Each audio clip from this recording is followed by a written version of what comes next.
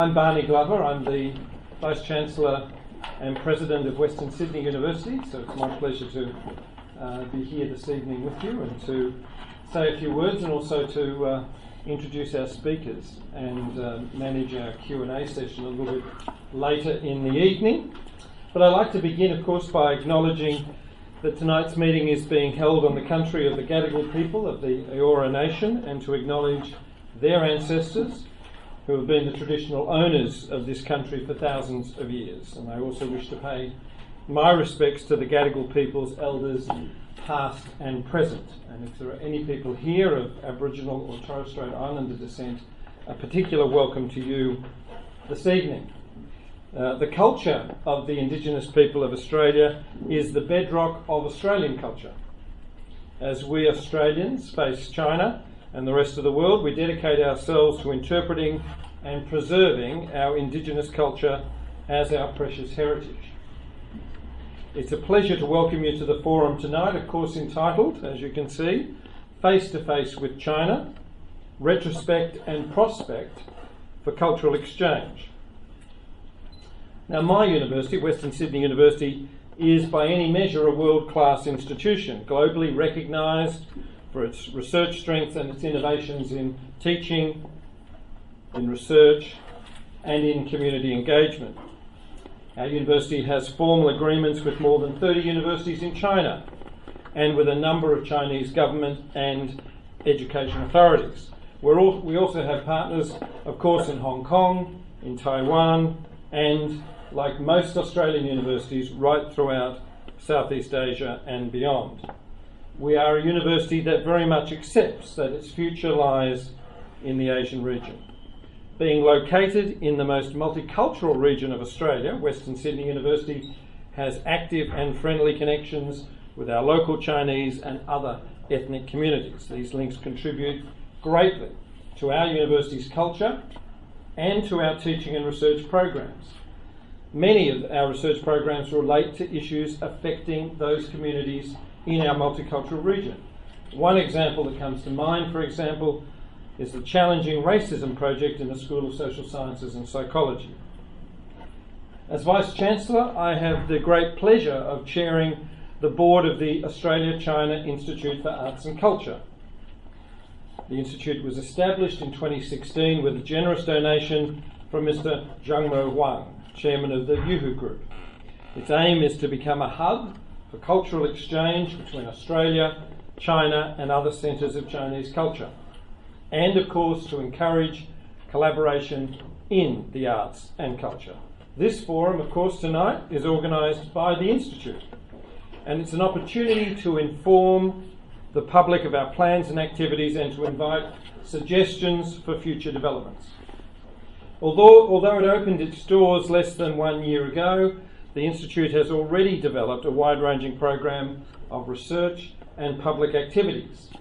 This Saturday, for example, it's hosting an event to mark the Duan Wu Festival, I hope my pronunciation is okay, also known in English as the Dragon Boat Festival.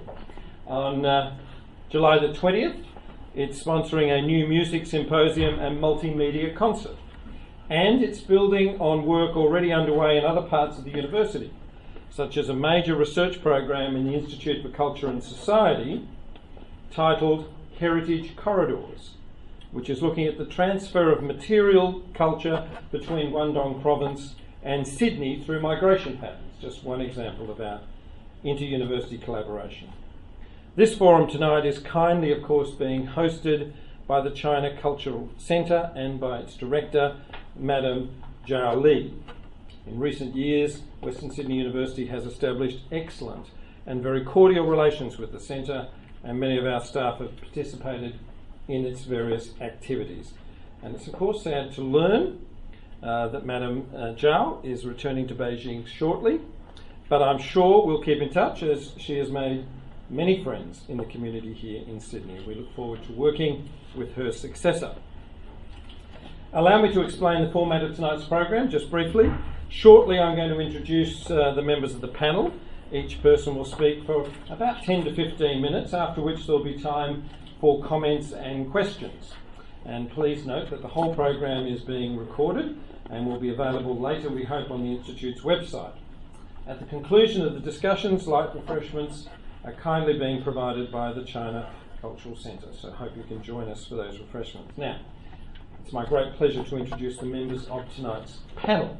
And I'll introduce them first and then I'll invite them up to speak. So, first of all, Professor Jocelyn Che, of course, the Director of the Australia-China Institute for Arts and Culture.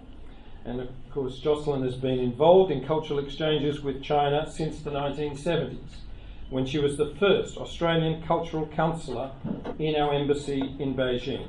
She was also the first Executive Director of the Australia-China Council, and Jocelyn was made a member of the Order of Australia in January 2009 for her work in promoting Australia-China relations. It's wonderful to acknowledge Jocelyn here tonight, both as the Director of our Institute and as a member of the panel. Dr. Jeff Raby is an economist by training, is a former Australian ambassador to China, of course, and has a consulting company based in Beijing. He's been a strong supporter of cultural exchanges with China. In his role as an ambassador to China, Jeff founded the Embassy's Writers' Week, and he's taken a particular interest in the arts and is himself considered a considerable collector and patron of the arts. So thank you, Jeff, for being with us. Of course, Madam Zhao Li is the Director of the China Cultural Centre, an organisation dedicated to promoting awareness of and appreciation for Chinese culture and art through cultural events and activities in Australia. She has over 30 years' experience in the cultural sector and worked for the Chinese Embassy in the UK, Romania, and in the Chinese consulate in Sydney, before her appointment to the Centre in 2014. And finally, Stephen Gilby is a Senior Program Manager at the City of Sydney, and since 2004 he's worked on the City of Sydney's Chinese New Year Festival, now the largest celebration of the Lunar New Year outside Asia, and attracts more than 1.4 million people this year. Please welcome our four panel members, please.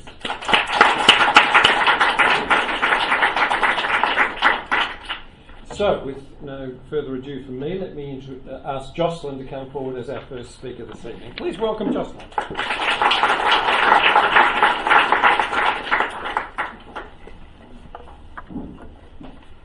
Good evening, everyone. 晚上好. I'm going to speak in English, though. I've been engaged in cultural exchanges with China for several decades, and quite possibly longer than anyone who's present here tonight. And I do have a big fund of stories that I would love to share with you. But unfortunately, as time is short, all I can do is summarize them, because I think it's more important to look back at the past critically and then propose some guiding principles for the future development of exchanges. And the first and main principle is that nothing is worth doing, nothing, and nothing will be effective unless it comes from the heart.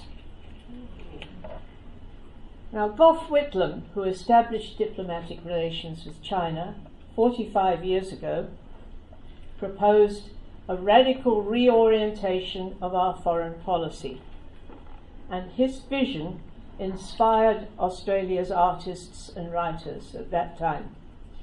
And they were quite possibly even more enthusiastic than the rest of the politicians about wanting to know China. And the fervour that they generated spread through the whole public. So the first major Chinese cultural event in Australia was the Archaeological Relics Exhibition in 1977. It was shown in Sydney, Melbourne and Adelaide, and it was visited by over 1 million people. And remember, at that time our total population was 14 million. Many people queued for hours just to get in. So 40 years ago, China was already clearly, firmly established in our hearts. In the early 1970s, remember that China itself was still emerging from the dark days of the Cultural Revolution. After a decade of isolation, people in China were enthusiastic about contacts with the outside world. Maybe they didn't know much about Australia, and often they confused it with Albania, Albania, but they were certainly interested. Now, the first major Australian cultural event in China was a trade exhibition in 1974. Trade, yes, but they also flew in a whole plane load of sheep. And one of the events at that exhibition was a daily exhibition of sheep shearing. And that attracted 16,000 people to watch every day. And that number was only limited because that's all the number that they let in at the gate. Well, that was the time when we were still getting to know each other. Let's fast forward to where we are now in the 21st century. Everybody knows that since 1980s, China's rapid economic development has been impressive. But much too often, people who talk about how our politics and trade have developed overlook the importance of culture in our bilateral relationship.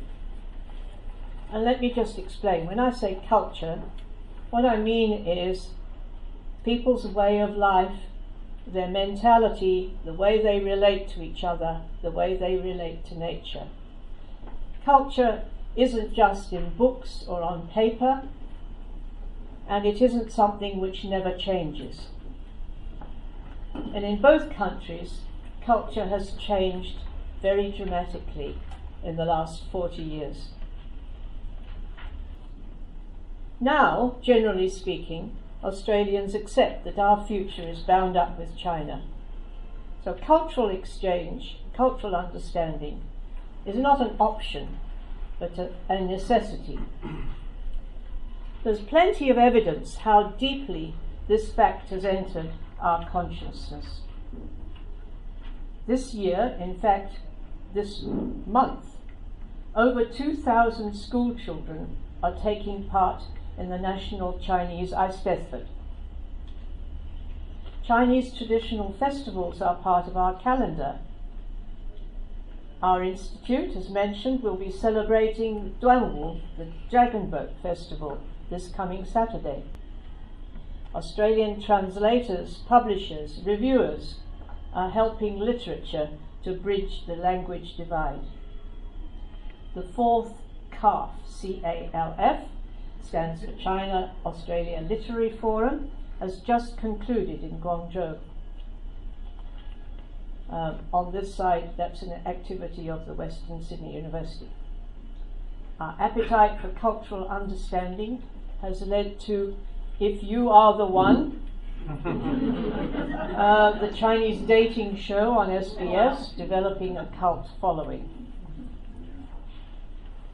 As China's economic growth brings more Chinese people to Australia as tourists, as students, as investors, migrants, together with those people who came earlier, second and third generation Australian Chinese, these people are now perhaps the most powerful engine for cultural change, because they provide sensitive insights into the development of a new China-infused cultural ethos.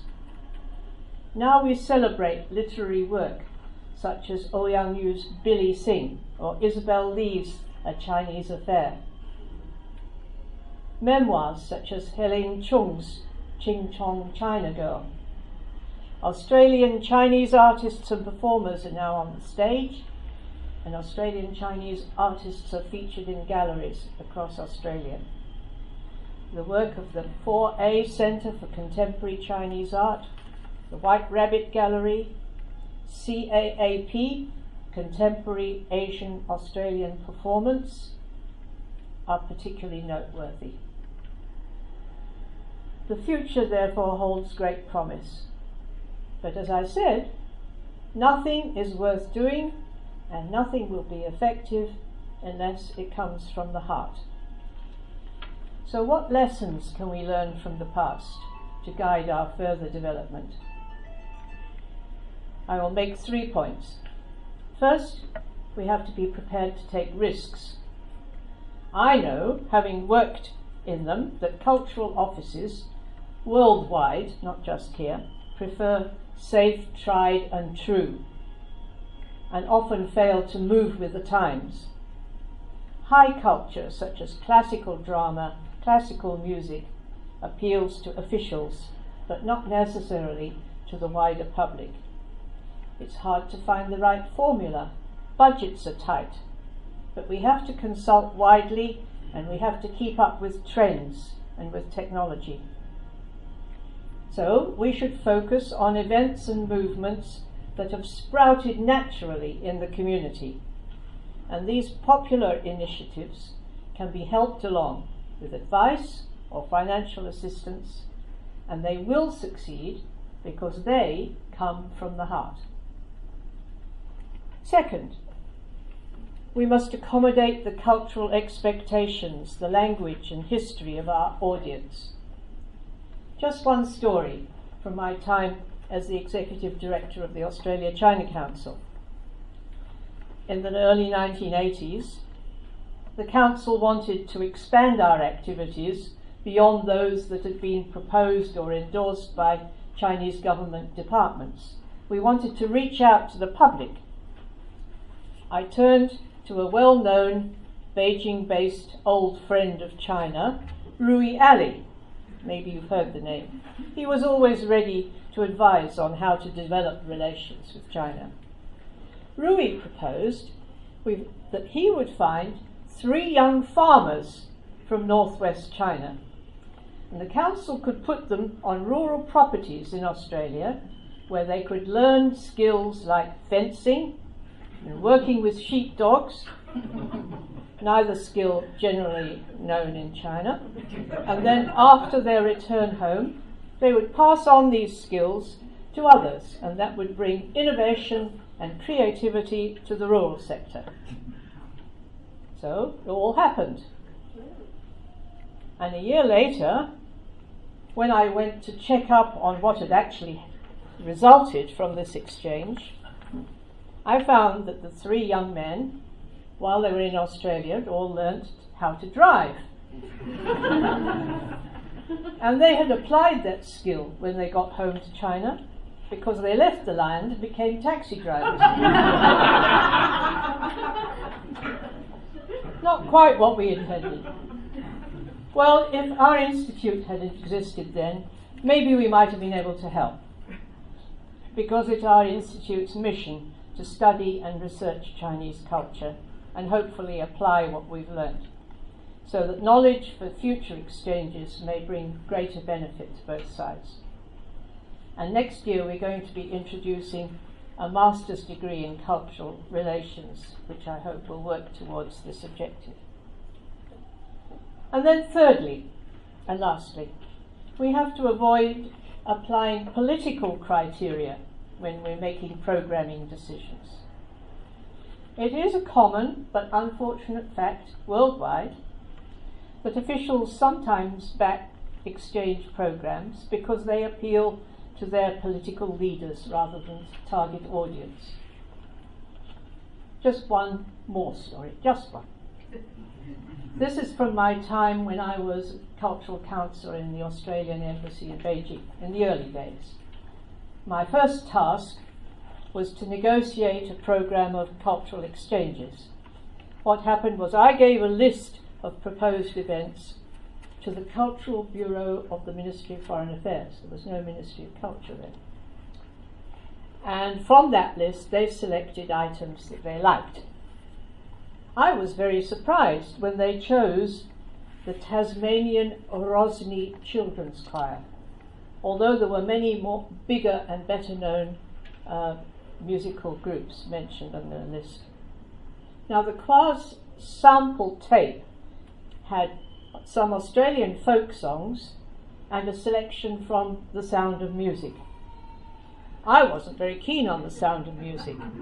I didn't think it represented Australian culture. But the ministry insisted that that program must be the one that they presented. So they visited, they performed in Beijing, Shanghai, Guangzhou. Amazing. They were given a reception worthy of a head of state. When the plane touched down in each city, there were massed bands on the tarmac, dances and flowers to welcome them. Why? I couldn't understand why they were given so much honour. It was only later, when I read a biography of the person who was the culture czar of China, Jiang Qing, written by an American writer, Roxane Wittker, I learnt that The Sound of Music was Jiang Qing's favourite movie. While Western music was banned for ordinary people, she used to watch that movie over and over in her private theatre. And the officials knew that. And so several rows were set apart at every concert, just in case she wanted to attend. In fact, the whole visit had been set up by the bureaucrats, not for the public, but for their political mistress. That wouldn't happen today, I hear you say. Maybe not, but the principle remains, because, as I said at the outset, nothing is worth doing, and nothing will be effective unless it comes from the heart.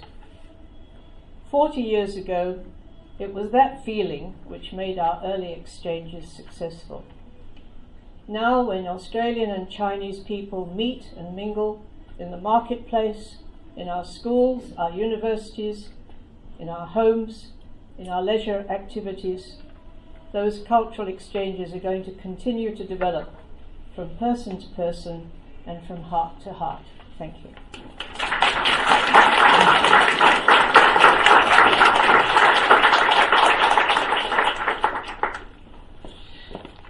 Thank you, Jocelyn, and I should have, it's fairly clear now what the topic was, but I didn't mention the topic when I introduced Jocelyn, which was how we got to where we are today, 40 years of cultural exchanges, and a lovely presentation to start us off. Our next speaker is Jeff Raby, who'll speak about the contemporary Chinese art scene and how it's been affected by exchanges with Australia. Please welcome Jeff.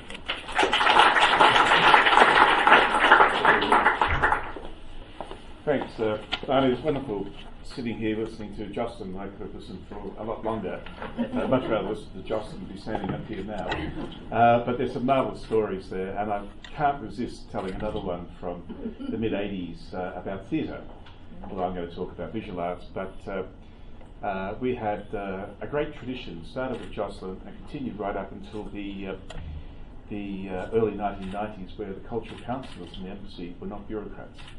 They actually came to the embassy either because they knew something about China or something about the culture and the arts, were participants in the culture and the arts, and brought an entirely fresh and interesting perspective. But it goes to some extent what I would like to talk about tonight in the visual arts, but the story is that when I joined the embassy as First Secretary Economic in 1986, and Kevin Rudd was Second Secretary Political in 1986. A story which I can't resist telling you another story, and that is when I was ambassador, and Kevin came in April 2008 for his first visit as Prime Minister, I actually put on an exhibition of contemporary Chinese art in the embassy to recognise and commemorate his visit.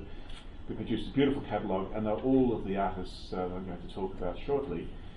And Kevin got up with a very, very big crowd of people and reminisced on the days in 1986 when we were in the embassy together, and then paused and hesitated, looked at me and said, but it would seem my career has gone rather better than the ambassadors. The Australians liked, but most of the Chinese were frozen. They didn't know what response. That's a good exercise in sort of cultural misunderstanding. Kevin was good at that. There's more of those to relay later. But no, so we had Carrillo Gatner, who may be very well known to people here. Certainly if you're in Melbourne, everyone knows Carrillo.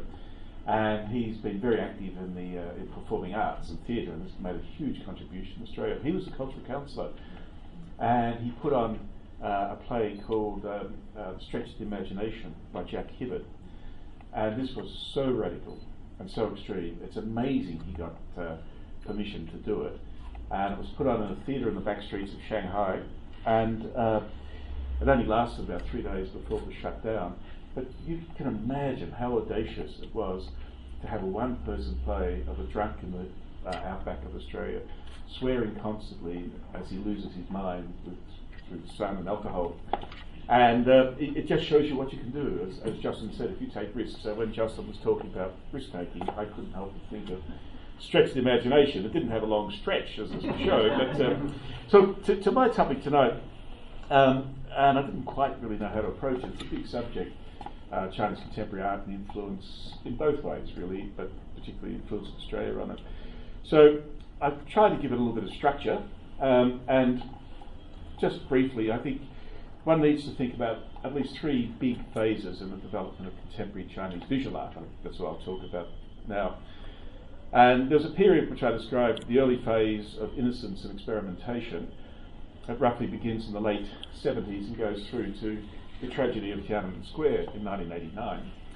And then there's what I call the hot phase. There's a period where not a lot happens, and then from the mid-1990s, suddenly Chinese contemporary art takes off. It becomes a big commercial business, unlike what it was pre-89. And it becomes internationalised, and there is a huge international audience that suddenly becomes very, very interested in it. Major galleries around the world start to take up Chinese contemporary artists.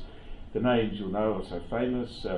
If I happened to be in Beijing in that period, I wouldn't be standing here talking to you. I'd be living in the south of France or somewhere, but I wasn't, and so I'm here.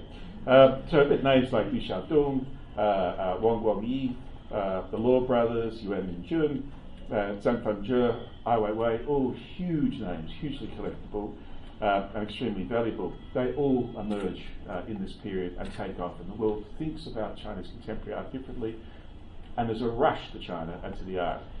And then that basically goes up until the global financial crisis of 2007-8, and then things change dramatically, and there's an entire reassessment of Chinese contemporary art. The excitement abates, and along with the abating excitement, prices flatline, many fall. There's a whole readjustment of the market. But importantly, I think there's a move to quality. Now, those very hot artists are still important, still commanding great prices, but people are much more circumspect in how they approach Chinese contemporary art, and the bubble's over and it will never come back. That's a time in the past. So that's the sort of context in which the Australian relationship with the Chinese contemporary art scene has ebbed and flowed and changed, and it's been a dynamic process. I had the very good fortune, as I indicated, to be there in the 1980s when the Chinese contemporary art scene was really starting to take off in its innocence phase, its phase of experimentation. And also I was back there to the latter part of the second phase and throughout the period up until now. Throughout this period, there's been a constant flow of artists to and from Australia, engagement of galleries, individual collectors and museums, and it's been a very active period throughout. In the early phase, the Australian Embassy was in many ways the most active participant in this early phase. It's quite interesting that we had a sense of China and its potential under the reforms ahead of most other Western countries. And it very much came, Jocelyn tells the story of Whitlam and his influence, but also Bob Hawke played a very, very important role. He understood when he sat down with Jiang Zeyoung and Hu Yaobang, and they laid out their vision of a reformed China, the open door policy, how to rebuild China after the catastrophe of the Cultural Revolution. He bought it, believed it, and realised the implications that would have for Australia if even half the vision were to be realised. No one could imagine what it would be like today, back then. You'd be locked up as barking mad if you said that China would be like it is today and the relationship would be where it is. But certainly people like Hawke had a tremendous vision, and they were also very open and inspired by the cultural dimension of the relationship as well. So the embassy was very engaged with the local emerging art scene. In those days you couldn't have exhibitions of contemporary art. The government had not actually decided how it viewed contemporary art. By and large, the oil on canvas, much of it was imitative of Western modern and contemporary art, and it was easier for the propaganda department to dismiss those sorts of works as being just copying the West.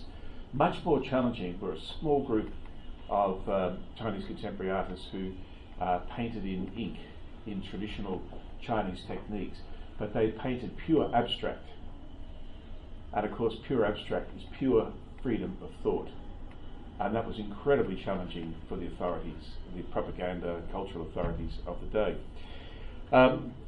Our cultural counsellor at that time, going from Crillo Gantner, was Nick Jose, and Nick embraced this emerging art movement with so much enthusiasm, and he turned his apartment over to the emerging artists as a gallery.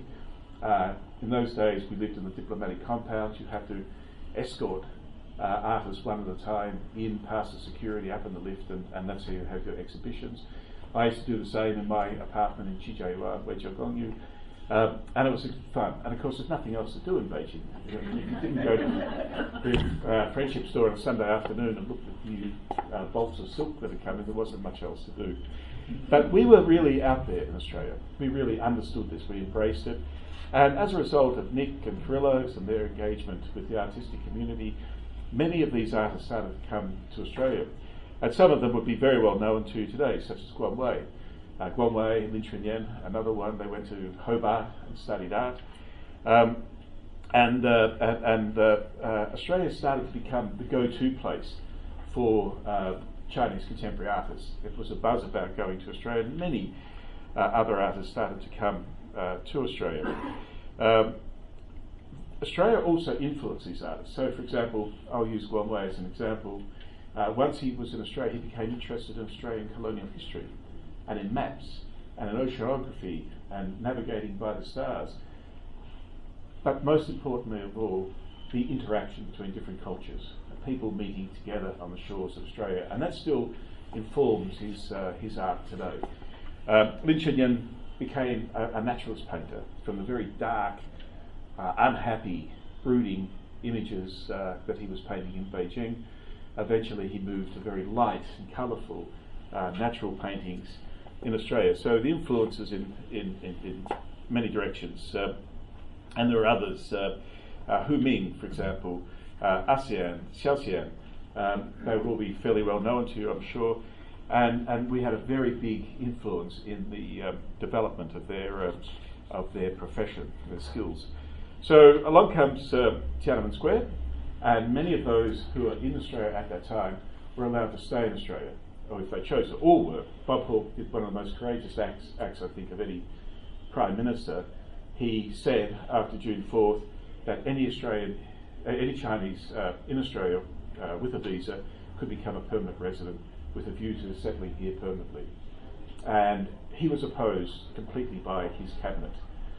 And when I was ambassador, because I had in my residence, those of you who had been there, all, well not all, but much of the work of some of these artists all around the walls. And Bob came in one day to see me about business, and you know, Hawke style, he's sitting there fidgeting, having a cup of tea and pulling in his ear and playing with his cups. He looks around and says, he's looking at the paintings. I said, are you interested in the paintings? He said, yeah mate, yeah mate, yeah. I said, Bob, you're responsible for them. What do you mean, mate? What are you talking about? Why am I responsible? I said, Bob, these are artists that stayed in Australia when you gave them permanent residency after Liu Se. And he became extremely emotional and overwhelmed. And he then told me the story that he alone in cabinet pushed this, and everyone opposed him. And so I took him on a tour, and he just couldn't believe that that decision then had morphed into this relationship between the arts between Australia and China. So moving forward to the hot phase, and the artists that were stationed, that were set up in Australia and built their careers. Not surprisingly, I should say that the galleries played a very important role in this period. Ray Hughes introduced to Australia some of the greatest names in Chinese contemporary art from that period. Liu Xiaodong, Qi Jilong, the Law brothers were all part of Ray's stable at that time. And then, of course, as Jocelyn mentioned, in the early 2000s, Judith Nielsen starts collecting and produces ultimately the White Rabbit, which is one of the greatest museums of Chinese contemporary art in the world. And we should be enormously grateful and proud of that. And of course, the big gallery, the big museums, both in Sydney and Melbourne. And I also think it's important we don't forget Redgate. Most of you would know Redgate. It was the first contemporary art gallery in China. It put Chinese, it gave legitimacy and seriousness to Chinese collecting Chinese contemporary art. And it was set up by Brian Wallace, an Australian. It's still there today. Some of the artists who've been through Redgate are now some of the biggest names in the Chinese contemporary art world, and he has supported that. And finally, the Australia-China Council has been extremely important in that process as well, and also has supported residencies with Redgate for many, many years. And then just to wind the clock forward a bit more, we're in the mature phase now, as I describe it. It's a much calmer scene. There's a great deal of emphasis on quality, but many of those artists who returned from Australia to China, and who are still there, of course, names like Wang Zhiyuan, Xiao Lu, the Gun, Xian Xiaomin, globally collectible artists, but still maintain a very strong connection with Australia, the Australia that actually gave them that moment and that space in their careers to build and develop before they went back to China. But the ebb and flow is now much more in both directions. There's a lot more interaction in both ways. And I see Kate Kroll sitting here, and she was very instrumental in organising during the Year of Australian Culture in 2010 a wonderful exercise where we took half a dozen, I guess, Australian artists and took them around China on a second-class ticket on the train, which we called Hard Sleeper, with John McDonnell from... Yeah, well, that's right, we had a small budget. That's the other thing. The Australian governments always talk a big game, but they have very shallow pockets. So for the Year of Australian Culture in China in 2010, we're given $1 million extra. And we have the Sydney Symphony Orchestra over, the Australian Ballet, and you compare that to what the French, the Italians, the Germans, just about anyone else would do. And so Kate and I and a few others, we had a little team, and we decided that we would just do small things, small collaborative things. And Hard Sleeper came out of that. And it was a group of amazing Australian artists who were changed and influenced by that experience as well.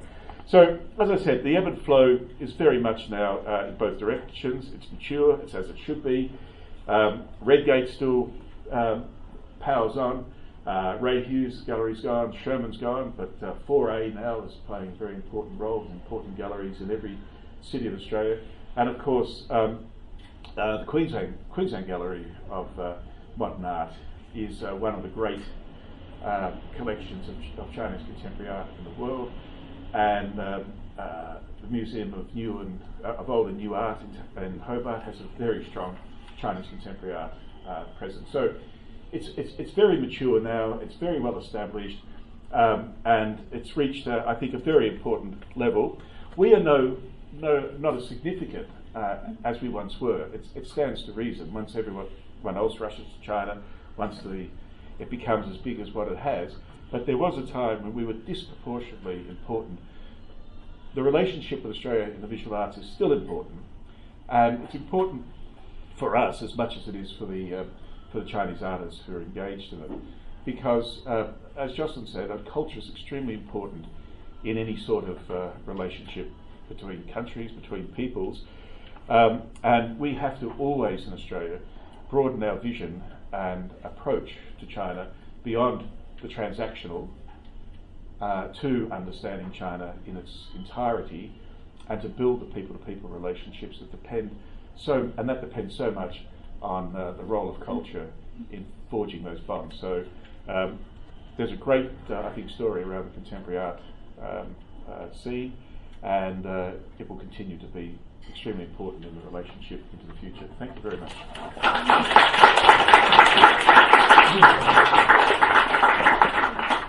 Clearly we should have set aside several hours actually for tonight's forum, because I think all of our speakers have much to say, and that was fabulous. Jeff, and we appreciate it, that snapshot of such an exciting series of periods in the relationship around contemporary Chinese art in Australia. Now, our third speaker this evening is Madame Zhao Li, and her presentation will be around how cultural exchanges make us different. Madame Li, please welcome. Thank you, Vice Chancellor. Ladies and gentlemen, good evening. When Jocelyn first approached me to co-host this forum, she asked me to talk about the cultural exchange, the prospect of cultural exchange between China and Australia. But I think it's interesting for me to talk something about my experience, because I have stayed here for about 10 years. So I suggested my topic, cultural exchange makes us different. When people, today I want to talk with you, to share with you, by answering the following questions. 3 questions. What is cultural exchange? Why is it important to us and our society? How does cultural exchange make us different individually and socially? The first question, question 1. What is cultural exchange? When people talk about cultural exchange, usually they think about exhibitions, performances, which are apparently related to arts. So I tried to find some definition online, and this is the definition which I think is more precise.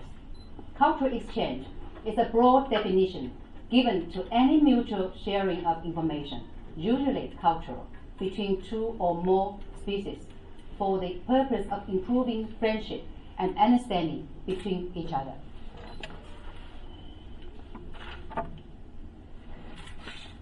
So, cultural exchange could be exchange in sport, in education, medicine, tourism, and many other fields. So my second question is, why is cultural exchange important to us and our society? As everyone knows, we are now living in the era of information explosion and globalization. Countries, peoples, and communities are becoming more and more intertwined, and interdependent. We can no longer cut ourselves off. This phenomenon is more evident around us in Sydney. Every day, you may come into contact with people of different backgrounds, different cultures, different ways of thinking, different ways of expression, different habits of appreciation could lead to misunderstanding, conflicts, prejudice, and even hate. So cultural exchange is an effective way to enhance mutual understanding, mutual respect, mutual appreciation. Understanding each other's cultures can narrow the gap of differences, make us different individually and socially, and create a brighter and enriched world. So my second question is, how does cultural exchange make us different individually and socially? I will take more time to talk about this topic because I will give you some examples. First, cultural exchange provides fresh insights that broaden our horizon. I still remember in 2014, we co-hosted a reception for the principals of New South Wales public schools who offer Chinese lessons, Chinese classes. Professor Carrie Brown, former director of China Studies Center, said in his speech at this occasion, "If you know Chinese, you will know China. If you know China, you will know the other half part of the world." By knowing Chinese has broadened his horizons and changed his life. So maybe he exaggerated a little bit, but he tells you the importance of exchanges with other people and awareness of the other cultures. This is Carrie Brown. And also, in 2015, on the occasion of the 70th anniversary of victory of the World War II, with joint forces of Shanghai Jewish Museum and Sydney Jewish Museum, we hosted a documentary exhibition entitled Jewish Refugees and Shanghai, which depicted the refugee life of nearly 20,000 Jewish people in Shanghai during World War II. At the opening ceremony, it gathered together 6 former Jewish Shanghailanders from Australia, who are now at their 80s and 90s, and their families. On behalf of the former Shanghailanders and the descendants of Jewish refugees, Mr. Fred Altman and Mrs. Martin Bridger both shared real experiences and touching stories of their families, through which people could achieve a vivid picture of what happened during the wartime. Many attendees left their comments after visiting the exhibition. They said they have never heard about this history. This history is important not only to Chinese, Jewish people, but also to the world. We should treasure our peace and equality in the mankind. In 2016, we signed an MOU of long-term cooperation with Sydney College of Arts, which includes a residency program. 2 students from SCA were selected to stay 2 weeks in Zhejiang province. The following are the reports written by them after they returned back from China. I abstracted some of what they said in their report. The first one, written by Rebecca. My recent cultural exchange to Hangzhou and Zhejiang province was endlessly inspiring, full of insight and intrigue.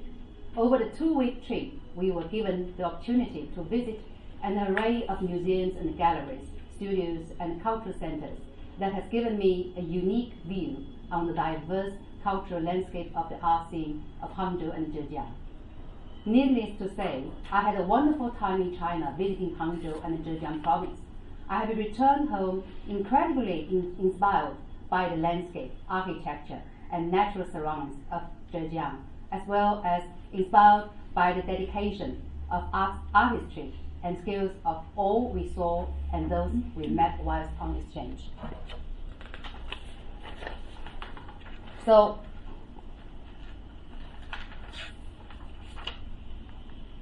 and the second student, another student called Louis. It was eye-opening to see how much architecture is appreciated and distinguished as not only a mode of cultural and historical necessity, but also as a form of artistic expression. While in Hangzhou, we were able to visit many art galleries and museums which really altered my perception on how art, history, and culture is understood and appreciated in different cultures. One of my favorite highlights of my time in China was visiting the Folk Art Center. It was really refreshing to see how farmers and fishermen are given access to art and treated with such respect in art field.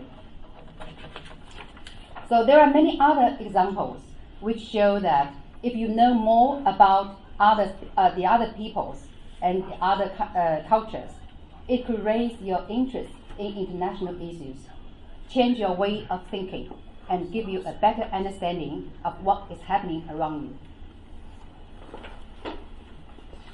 So second, cultural exchange enriches our own lives by inspiring new forms of artistic expression and different ways of lifestyle. For example, Chinese New Year Festival in Australia becomes more and more popular. Stephen will tell you how it's popular. Lots of local people join us to celebrate the festival. They enjoy themselves by watching performances, experiencing Chinese traditional handcrafts, wearing Chinese traditional costumes, eating Chinese food, vice versa. Christmas is celebrated as the same in China. Sometimes people of old generation complain that young generation and the retailers have more passion on Christmas than Chinese New Year. These are some experience Chinese New Year in the center from the public school. This is a celebration in the city. This is a Christmas in China. Yeah.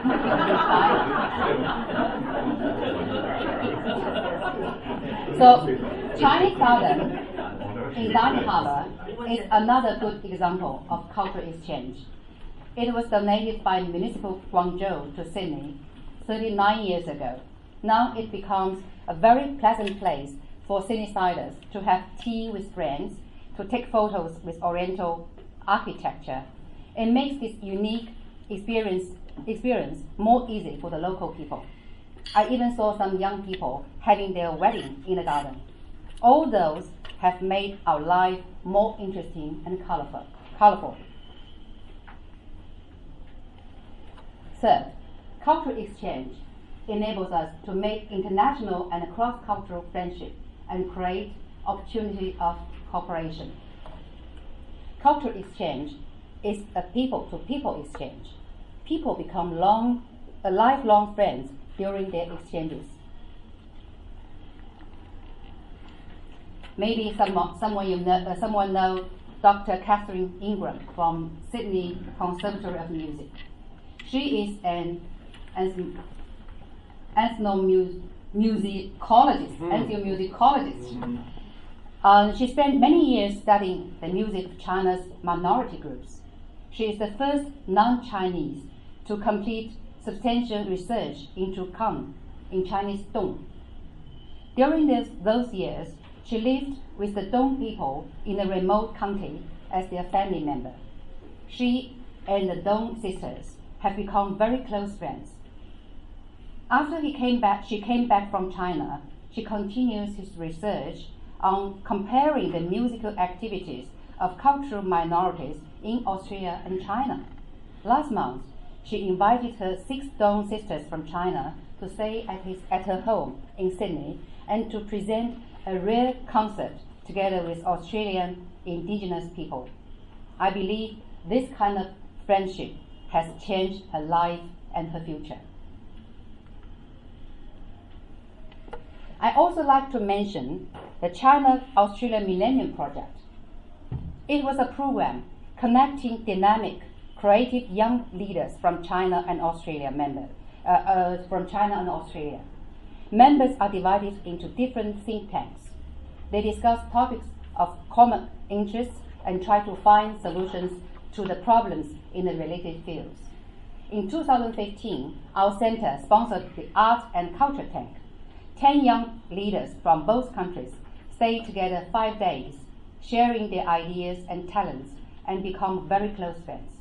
I was told recently that they still keep in touch and are doing some other projects now. So I would like to take myself as an example. I worked consecutively 10 years in Australia. My job is to encourage cultural exchange between China and Australia. Through my work, I got to know many people here, and many have become my friends, like Josie, like Stephen, like Robert Paul, Helen. We share our ideas, we care about each other's concern, and we made many dreams into reality. Yesterday, I received a thank you letter from Nicholas Jones. I'm happy to share with you. Many of you maybe you know about Nicholas. He is professor of English literature in Adelaide University, and his wife Claire Roberts is the professor in Melbourne University. I quote from his letter. You have been excellent in your role and have set a fine example of what is possible between China and Australia culturally. All of us associated with Western Sydney University owe you a special thanks for making the initial approach that had led to ongoing literary exchange through the partnership with China Writers Association. China-Australia Literature Forum, the 4th edition, happened successfully earlier this month, as Jocelyn mentioned, in Guangzhou. From this event, many visits, translations, publications, and other continuous exchanges have resulted, involving some of the biggest names in Chinese and Australian writing. Fourth, cultural exchange helps us to gain cross-cultural skills in globalized world.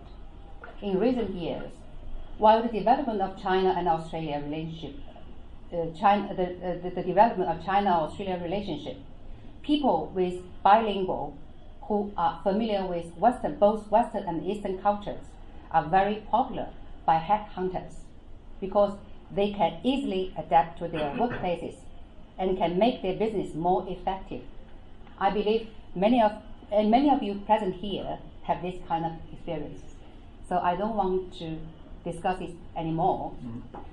All these examples happened in the past, but still have impact on us.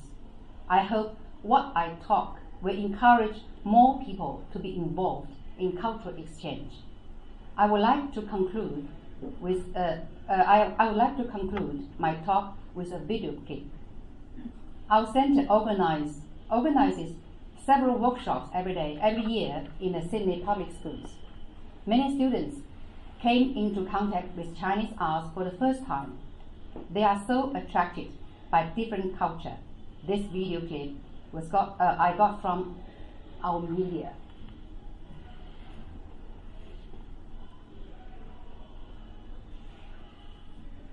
No sound?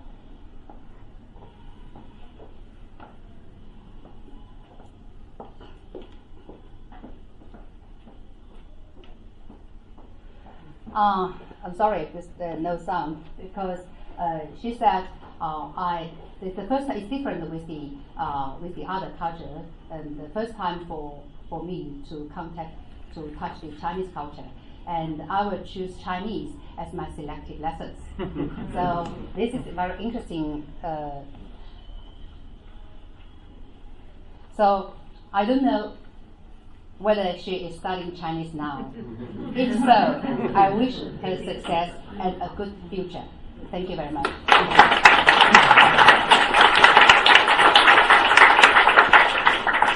Madam Lee, thank you so much for that. And on behalf of Western Sydney University, I also thank you for your great contribution to CARF, as we describe it. And I know that my previous university was Charles Darwin University. We had a lovely Chinese garden there as well, which is always a very important place on the campus.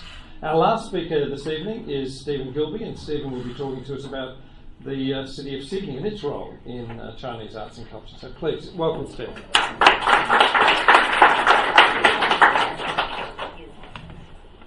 Thank you all very much for coming tonight.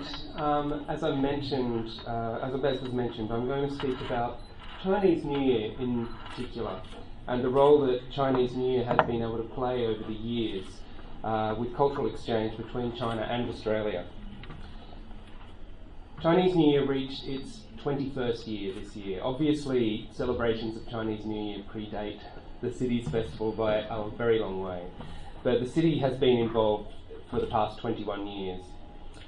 What the festival's been able to do is really offer an opportunity for cultural exchange between the local Chinese community and the broader population, between China and Australia, between the different communities that celebrate the Lunar New Year, but also as a way of showcasing Sydney and Australia's cultural diversity to visitors and people from other parts of the country. The scale and the location and the profile of the festival is what really provides a huge stage for that activity. It's at once very personal, one-on-one, but it's extremely public and broad.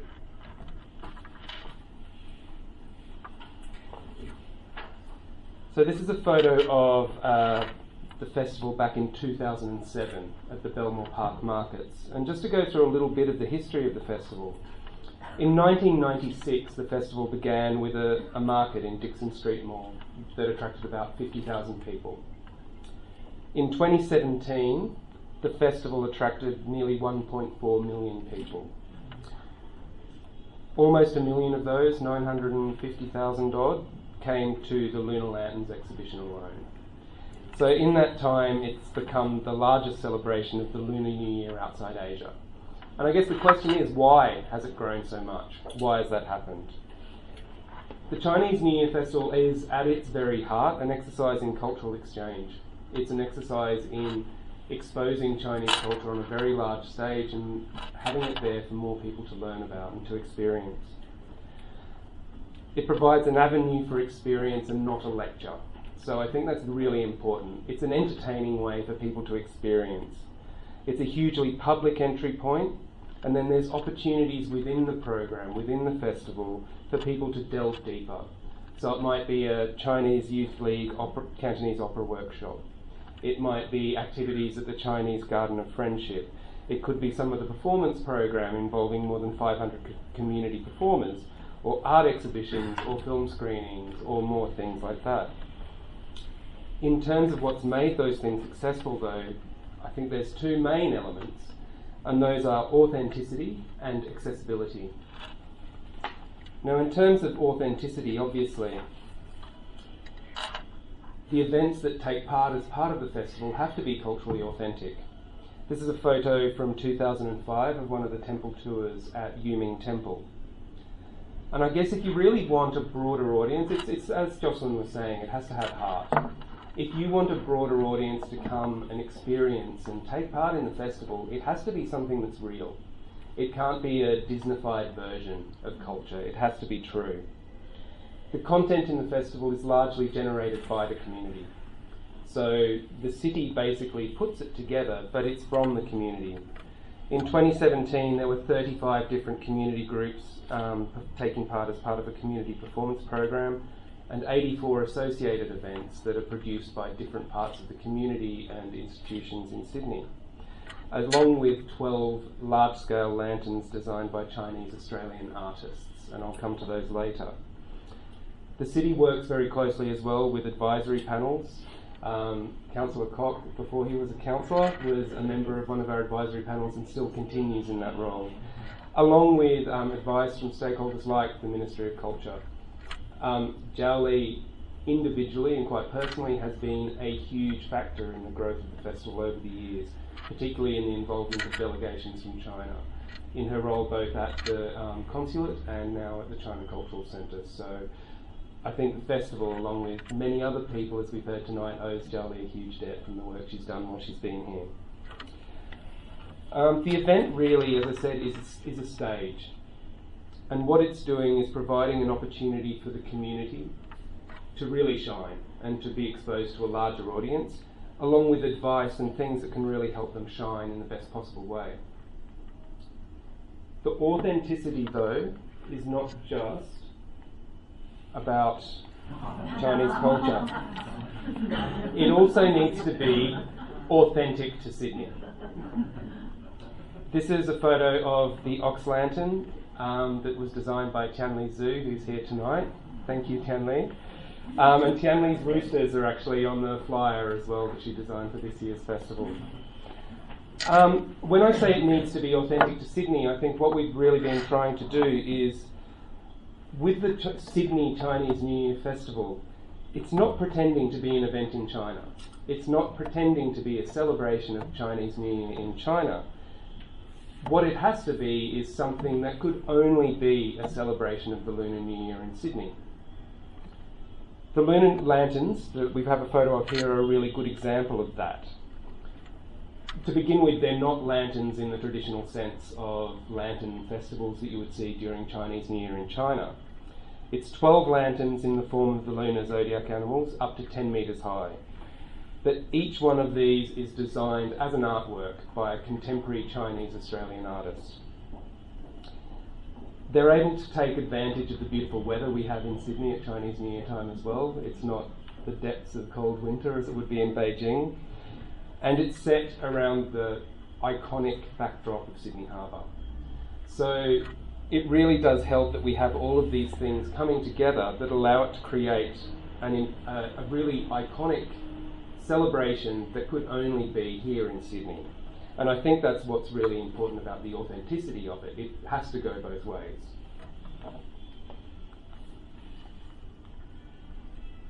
In terms of accessibility, one thing that Chinese New Year has been able to do very well is create a festival that everybody feels that they can participate in, everybody from every background in Sydney.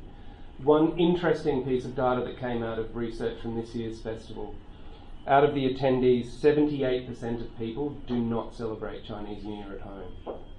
So 78% of the audience, which is an amazing figure. And I think, until the festival went through its big period of growth in the last couple of years, that figure sat at about 50%.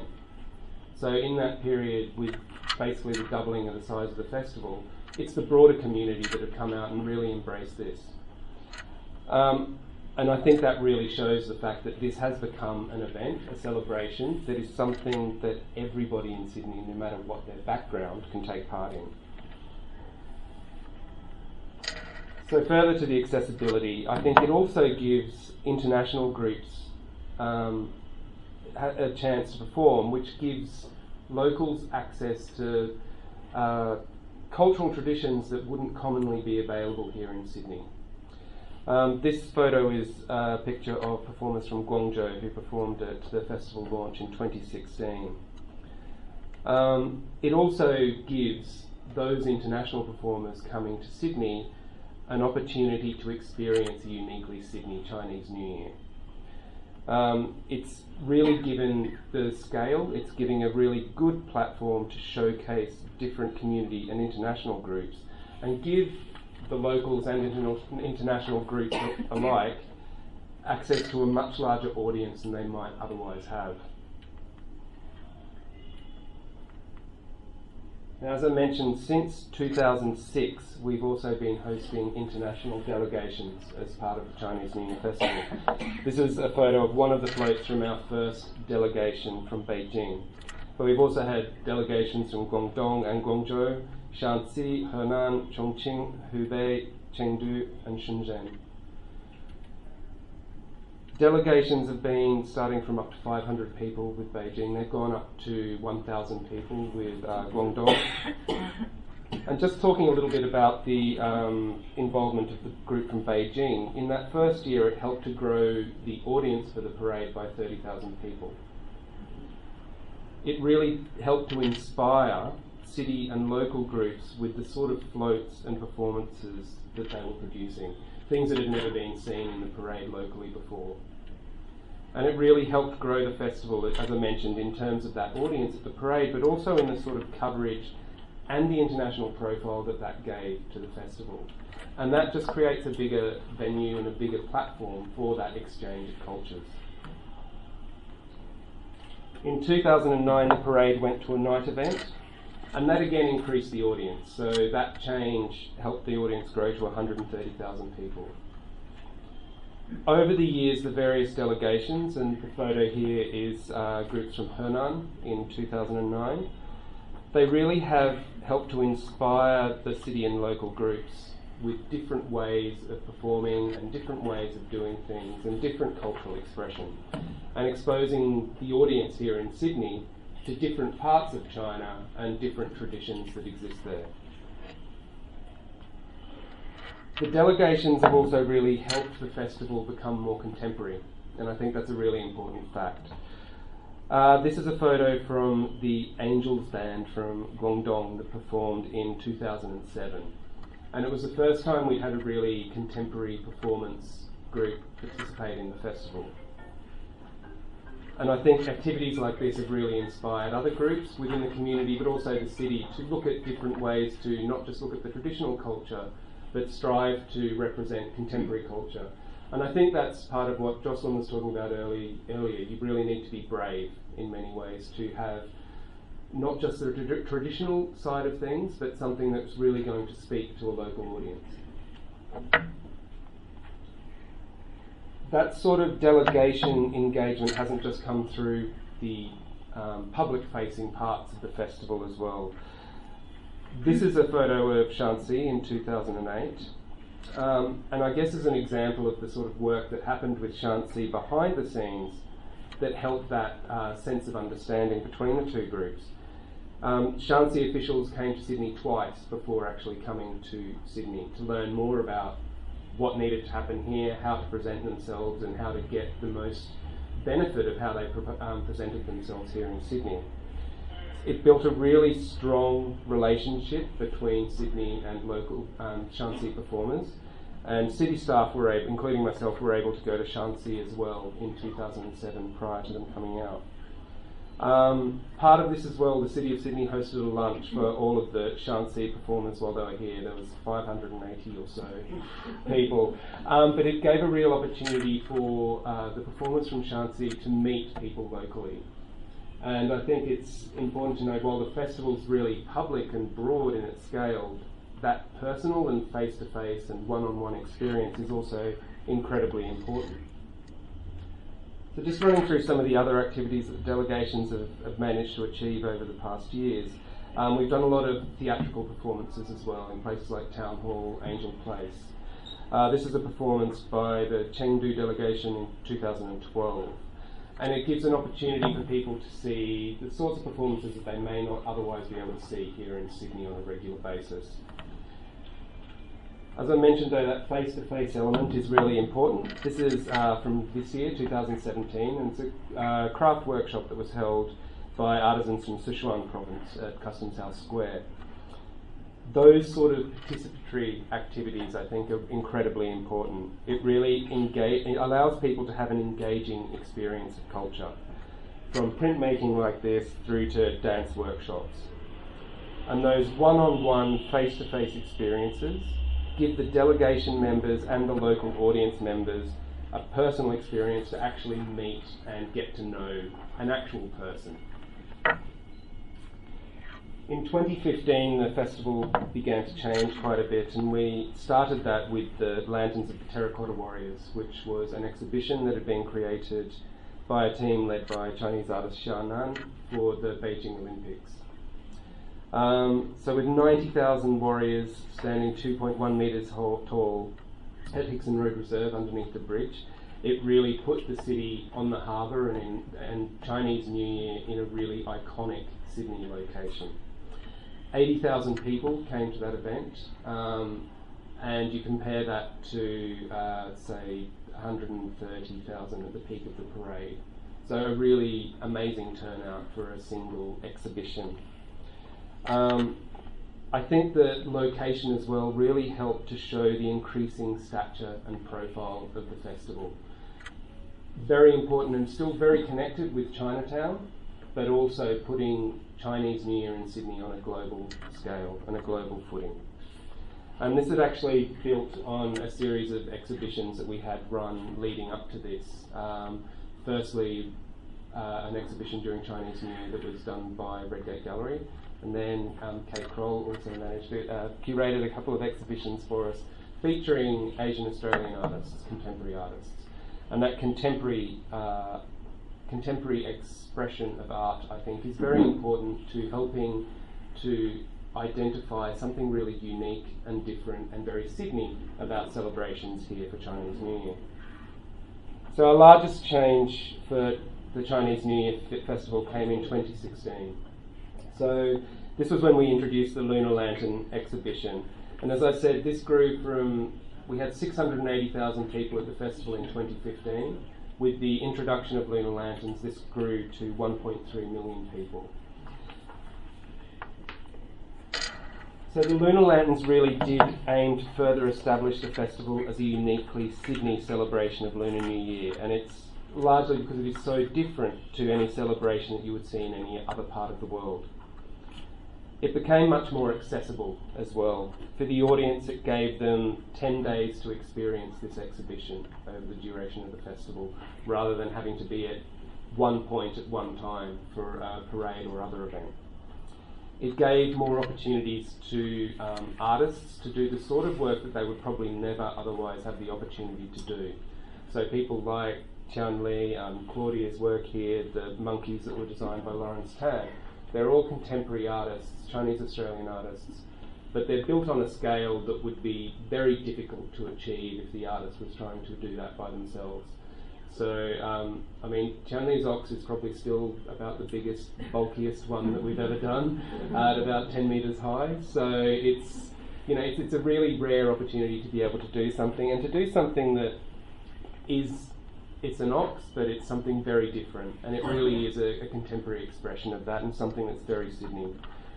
So that first year of Lunar Lanterns attracted 753,000 people, which is about a six-fold increase on the audience that we would receive for the parade. In 2017, that grew even more, so we moved the focus of the Lunar Lanterns exhibition from being all across the CBD to focusing on Circular Quay area. And that was based upon feedback from the audience that was quite unmanageable. So it created an experience of lunar lanterns at Circular Quay, and then other experiences in Chinatown, in Pitt Street Mall, in Martin Place, different things for people to do on different nights. And this year we grew to having 957,000 people at the Lunar Lanterns exhibition, which is a huge growth in just a couple of years.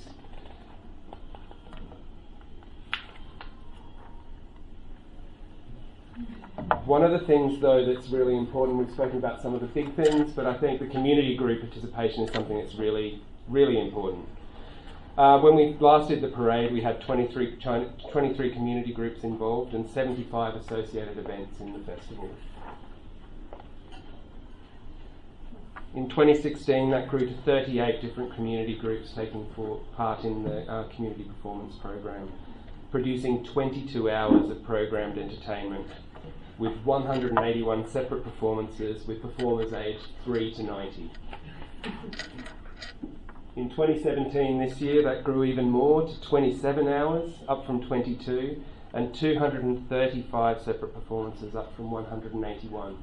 And what it's giving is local community groups a really fantastic opportunity to showcase themselves to some of those 1.4 million people who are coming to the parade, to the Lunar Lanterns, but not just for a second or for a moment. They're there, people can stay and watch them. They also don't have to provide a truck or a float or a sound system. They can come and do what they do really well, and they can shine, and it gives them a really good opportunity to do so. Another element that's come into the parade, into the Chinese New Year Festival, is our volunteer ambassador program. So these people are aged between 18 and 70 years. It's people from all different communities, which I think is really interesting. 99 people this year who took part in this. And when we spoke to them, they were really looking at opportunities to give back to the community. For some of them, it was an opportunity to learn about their own culture, and for others, it was an opportunity to learn more about Chinese and other cultures. But these were the people who were out every day at the lanterns, and they were the face of the festival to the public, and they were the ones giving them the information. So just in summary, over 21 years, the Chinese New Year Festival has helped take celebrations of Lunar New Year into the mainstream. In Sydney now, Chinese New Year is something that is celebrated by people of all backgrounds, and I think that's a really exciting change. We're also proactively trying to share what Sydney does and what Sydney is, a unique, multicultural and diverse city, and we're sharing that with the rest of the world. Thank you.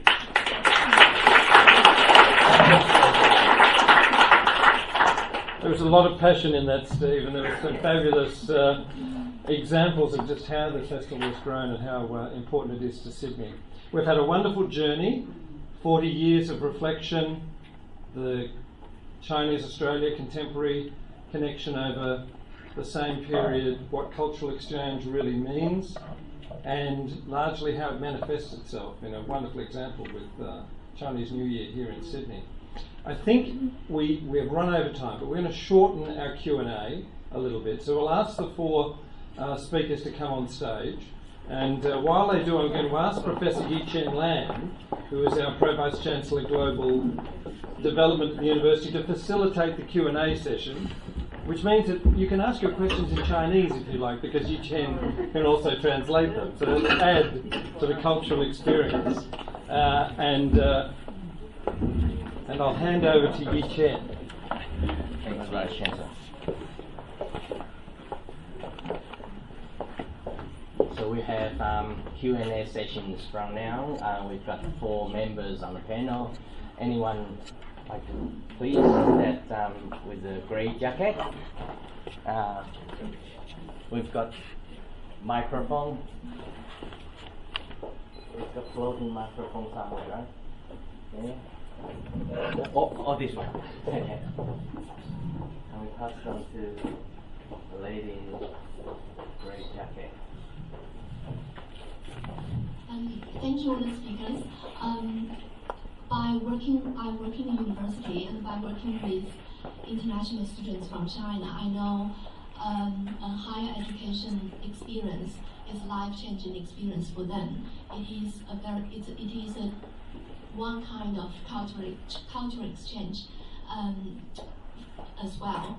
So by picking up the point one of the speakers has made about cultural exchange, it will make a difference to the two parties or all the parties involved. And also the point that last speaker made about authenticity, the wonderful work Ms. Su Tianli has done, it's authentic to Sydney and to China, so it's becomes a unique work of its own. So my question is, I want to have your insights on, if all of you or some of you want to share your insights on this question.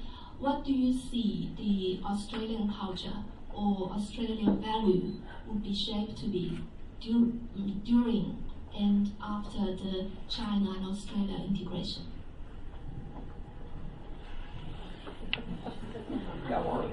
Anyone wants to speak on? Yeah, Jocelyn? Thank you. Hello. Thank you for that question. It's probably, like, what is the secret of the universe? But I'll just focus on you talking about your work with international students, because that's something that I think we haven't really covered in our discussion tonight. And I think as Australia is one of the preferred destinations for students in China, it's something that we need to think about very seriously. That is, how to improve the experience of Chinese students and other international students while they're here. And that's something that's been on my mind personally for a very long time. And I'm a bit concerned that sometimes we don't do it very well. In particular, I have had both Australians and Chinese complain to me, saying that the students are not who are coming here do not really get an authentic experience of Australia, because they tend to share rooms, all living, 6 of them all together. They find work in a Chinese restaurant. They talk to each other in Chinese all the time. And last year I had a group of students, mostly from China, who I invited to lunch at my home, and they said it was the first time that they had been to visit any Australian's home. And I think that's a shame, and we have to do something about it. And I've mentioned this to my colleagues at Western Sydney University, and I've mentioned it to people at University of Sydney, where I'm also a visiting professor. And I hope that both those universities are going to take my comments seriously. Should I say something? Yeah, please. You're the university. So just before we take the next question, just following up on the question about our international students. Well, I believe the students, every university is trying to bring domestic Australian students and international students together, not just for learning, studying, but also social, cultural engagement. And we do whatever we can to bring them together. And interesting enough, when you talk about what is the real Australian culture, perhaps for Western Sydney University, we have 60% of students actually coming from non-English speaking background as Australian students. So in a classroom, just like this, we don't know who is international students, who is domestic students. So that also creates another layer of atmosphere in terms of learning, engaging. When you open your mouth speaking about contributing to the classroom exercises, now you understand, well, you are coming from China, from Guangzhou. I'm actually from Wagga Wagga. All right. So that's but we all look alike. So that's So that's really a new sort of a sort of different level of cultural exchange and different level of multicultural environment. So that's yes. So or we take the next question probably. Yes, please. Yep, you've got a microphone. Thank you, everyone. It's firstly incredible to have so many, to recognise the depth of your experience of all of you on the stage there. You're incredible, and the commitment is also really wonderful. I have a question, which is a lot of what we've talked about today is about cultural exchange. That really is a lot about China's very impressive culture, contemporary or traditional, and the influence that it has on us. And I wanted to know what your thoughts are on an appetite in China for Australian cultural perspectives. And I am thinking mostly around visual arts, performing arts. What's the appetite there at the moment?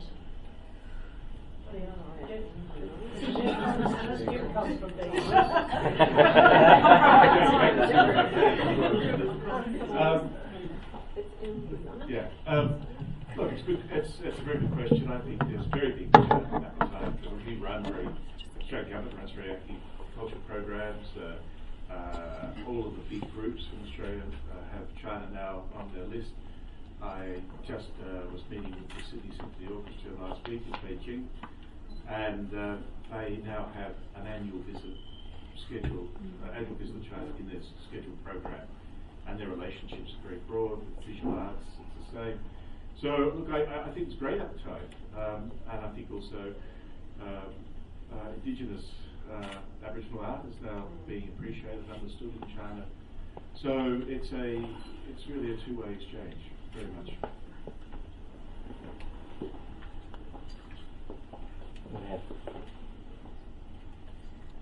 Thank you all. That's been very interesting for me. One of the things, as a segue into the first question more, is I'm really interested in this notion of person-to-person relationships, because I think that without developing or establishing grounds and opportunities for person-to-person relationships, then all the big shows and the big splashes that we do are, flashes in the dark, if you like. And if you have comments on that and how you've been working in that area, I'd really appreciate hearing them. Thank you. Yeah, I'd agree. That sort of thing is incredibly important. It can't just be about the big splash, as you put it. I guess one of the ways that we see that happening with the Chinese New Year Festival, just as an example, is just looking at our audience. Our audience is incredibly diverse, and our audience are there all experiencing this celebration together. And I think, we're not really involved in the business of individual one-on-one setting up relationships with people.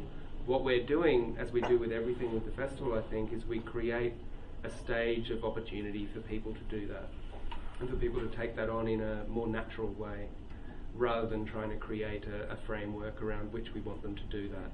So it may not be exactly answering the question, but I think we do see that happening organically through the festival, and just the smiling faces of people out there.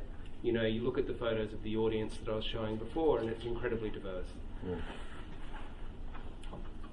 Very quick, mine is only a very short question. I want to thank all the very, very exciting and fascinating presentations. My question, perhaps it can apply to all four of you, because I'm talking about government policy actually. I'm really interested in Bob Hawke, having talked to William Bang, and at that time you're telling us there's a modern change of the modern arts.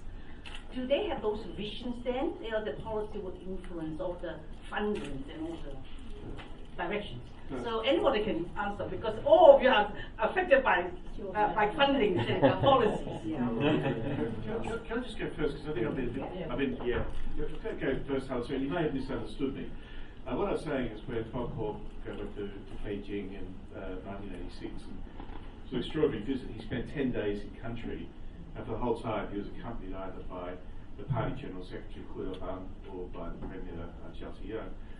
And they talked about their vision of China. open door policy, reform, how China would integrate in the international economy, and that's really what Hawke took away.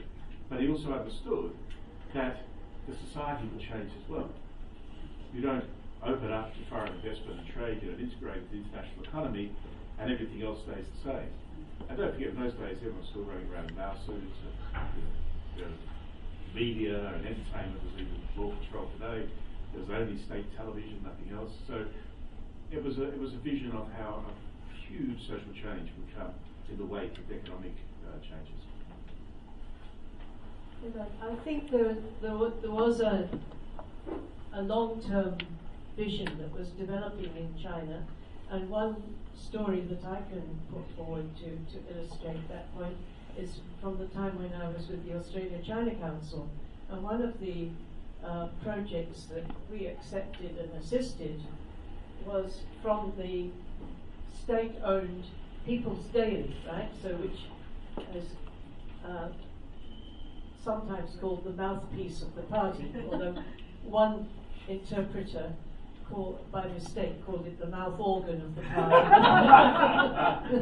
Anyway, they approached us and they said, we think as China is opening up, we need to have an English language publication, but we have no experience in running an English language publication. So could we help them? So we contacted The Age in Melbourne, and they sent down a group of journalists who worked in The Age offices. And the first edition of the China Daily was actually produced in Melbourne from the Age press, and I have a copy of that very first edition. And it was very much a long-term vision that this was one of the consequences that was going to come from China opening up. So yes, I think government policy was there, and it was a long-term policy. I think for the Chinese government is the same, because just on a visit of the Premier Li Keqiang several months or 1 month ago, they signed a long-term cooperation between two ministers of culture to encourage cultural exchange between two cultures, between two countries. So, and we have, as you know, we have staff from Ministry of Culture, both in the embassy and in the consulate and in Melbourne. So our vision is to encourage more groups of people to be involved in cultural exchange. Any other questions? Yes.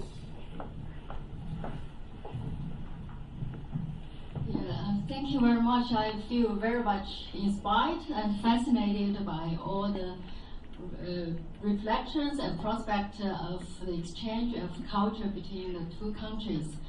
I am Qi Ruyin from Western Sydney University. I'm teaching Chinese language and bilingualism. All of you have mentioned bilingual, the importance of bilingual and the biculture. My question is, how do we cultivate the young children learning Chinese and become not only competent linguistically, but also culturally, and become multinational, multilingual, global citizen? And also, I would like to invite all of you, and the next one is, we will have a festival, and I would like to seek advice from Steve. And we will happen on the 8th of September at our Western Sydney University Bankstown campus. It's called Happy Chinese Day. We invite 100 to 200 school students come to shine and showcase their Chinese with our university students and teachers. And we'd like to invite all of you here and the panel people to be involved in our showcase, performing Chinese and culture event. But first, I would like to seek answer advice from you about how to cultivate kids. I think experts are in the audience. Yeah. Take it offline. Yeah. All right. I don't think any of us can really answer that one, to be honest. So I think your question is how to encourage the children to learn Chinese. Yes. Yeah. So I don't think you should have a policy to encourage some people to learn Chinese, to learn the other country's language. And then if this is a kind of passion, a kind of necessity. If he needs to learn Chinese, he wants to communicate with Chinese people, and then he wants to learn Chinese. So when we have some workshops with the public schools, and just like that go, she said that, oh, Chinese culture is very interesting, and I'm attracted by Chinese culture. Then I want to choose Chinese as my selective class. So this is, I think, that this is a way to encourage them to learn the other country's language. Okay, thanks. I think we're running out of time, so we should we appreciated all the questions and the members, and I should acknowledge few people in the audience. The Honourable Dr. Helen Shem Ho, the former member of the New South Wales Legislative Council, and Mr. Neelam, Deputy Director of DFAT New South Wales Office, and of course Councillor Kwok, Sydney Council. So look, I'd like to thank the panel and members of the audience tonight for sharing your experiences and the views, and the discussion's been very useful. It gives me very confident that we can build on the great work has already been done and develop innovative exchanges in the future that will be strongly supported by people in Australia and China. My particular thanks to the staff of the China Cultural Center for hosting this event, and of course Madam Lee support, and for providing refreshments. Actually, we are now being served in the foyer, so please join us to go to the foyer for the refreshment, and thank you, panel.